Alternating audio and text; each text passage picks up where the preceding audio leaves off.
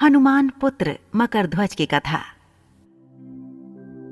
पवन पुत्र हनुमान बाल ब्रह्मचारी थे, लेकिन मकरध्वज को उनका पुत्र कहा जाता है। यह कथा उसी मकरध्वज की है। वाल्मीकि रामायण के अनुसार लंका जलाते समय आग की तपिश के कारण हनुमान जी को बहुत पसीना आ रहा था।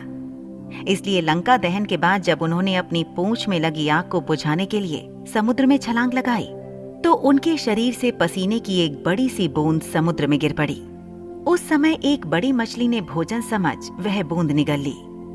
उसके उदर में जाकर वह बूंद एक शरीर में बदल गई। एक दिन पाताल के असुरराज अहिरावण के सेवकों ने उस मछली को पकड़ लिया।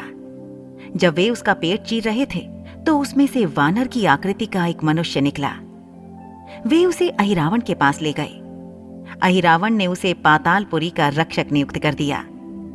यही वानर हनुमान पुत्र मकरध्वज के नाम से प्रसिद्ध हुआ। जब राम रावण युद्ध हो रहा था, तब रावण की आज्ञानुसार अहिरावण राम लक्ष्मण का अपहरण कर उन्हें पातालपुरी ले गया। उनके अपहरण से वानर सेना भयभीत व शोकाकुल हो गई, लेकिन विभीषण ने यह भेद हनुमान के समक्ष प्रकट कर दिया। तब राम लक्ष्मण की सहायता के लिए हनुमान जी पातालपुरी पहुंचे।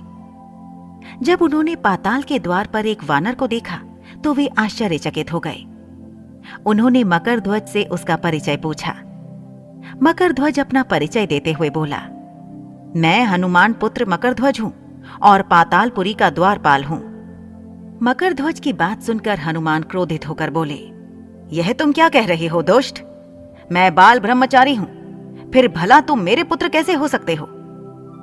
हनुमान का परिचय पाते ही मकरध्वज उनके चरणों में गिर गया और उन्हें प्रणाम कर अपनी उत्पत्ति की कथा सुनाई।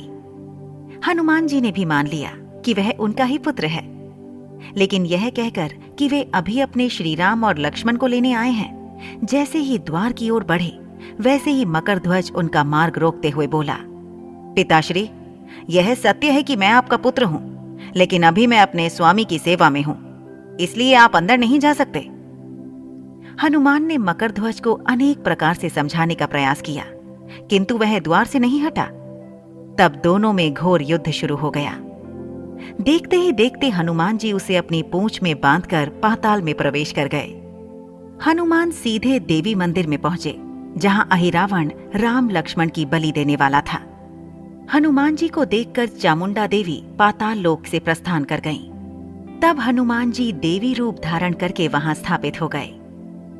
कुछ देर के बाद अहिरावण वहां आया और पूजा अर्चना करके जैसे ही उसने राम लक्ष्मण की बलि देने के लिए तलवार उठाई, वैसे ही भयंकर गर्जन करते हुए हनुमान जी प्रकट हो गए और उसी तलवार से अहिरावण का वध कर दिया। उन्होंने राम लक्ष्मण को बंधन मुक्त किया। तब श्री राम ने पूछा, हनुमान, तुम्हारी पूंछ में यह कौन बंधा है? बिल्कुल तुम्हारे समान ही लग रहा है, इसे खोल दो। हनुमान ने मकरध्वज का परिचय देकर उसे बंधन मुक्त कर दिया। मकरध्वज ने श्री राम के समक्ष सिर झुका लिया।